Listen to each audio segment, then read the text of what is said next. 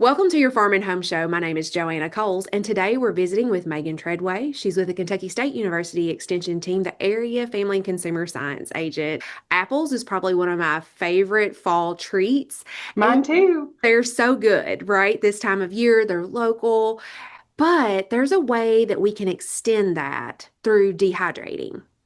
Yes, dehydrating is one of my favorite ways to have an apple snack. I love to dehydrate, especially in the fall when the apples are fresh.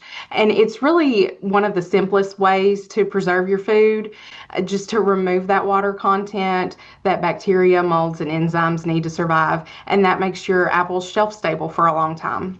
Yeah, and so when we're craving this maybe in the spring, we can just pull out one of these dehydrated apple packs and still get that great flavor because it does preserve the flavor. It does preserve the flavor. It also concentrates the flavor, so you get a stronger and a sweeter flavor from your apples. So, but if people are at home and they're thinking, well, I don't have a big fancy dehydrator, can I still dehydrate apples? It's possible if your oven reaches a low enough temperature. That would really be the only other alternative. One way to dehydrate apples would be outside, but in Kentucky we have such humid temperatures that it's hard to do that here.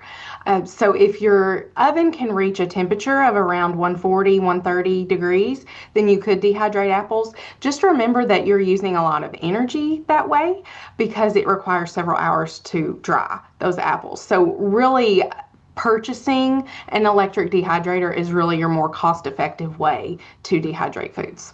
And then it doesn't take up another appliance. Like it kind of runs Absolutely. on its own. So walk us through the steps of how to use one of those. You're going to want to probably preheat your dehydrator while you're doing some of your first apple steps. Use your manual and follow the instructions for your specific dehydrator.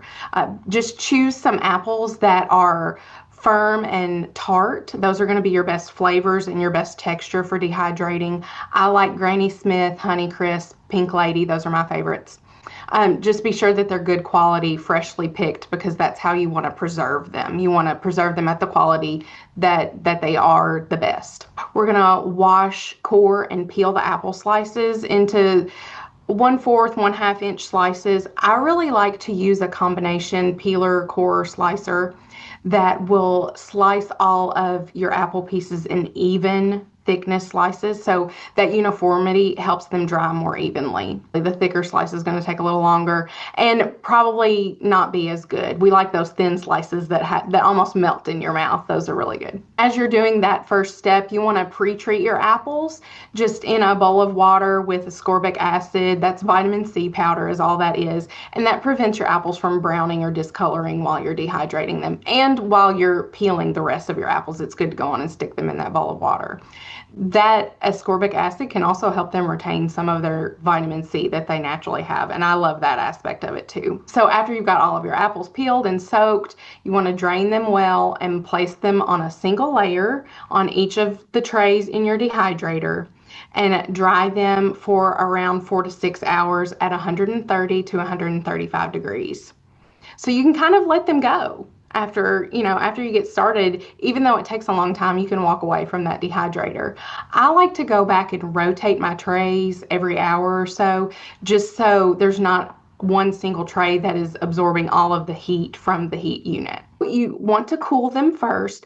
It's good to check for dryness before you completely store them. So cut or tear some slices in half and make sure that they don't have any moisture if you give them a squeeze. If you fold them in half, make sure that they don't stick to themselves. You want them to be pliable but not sticky. And that's a pretty good indicator that they're dry enough to store. Be sure that you store them after they've cooled some. You don't want them to sweat, any moisture to build up, but you also don't want to let them sit for too long before you store them because they can absorb some moisture from the air. You want to store your apples in any airtight container. So a plastic jar, a canning jar is a great airtight container, or if you have a vacuum sealer, vacuum sealing those apples will keep them fresher even longer. They should be good for at least a year. You may lose some quality in the flavor the longer you let them sit, like most preserved foods. But once that moisture's gone, and as long as you have them airtight, especially if you vacuum seal them, they'll be safe to eat for forever. Thanks for watching and have a great day.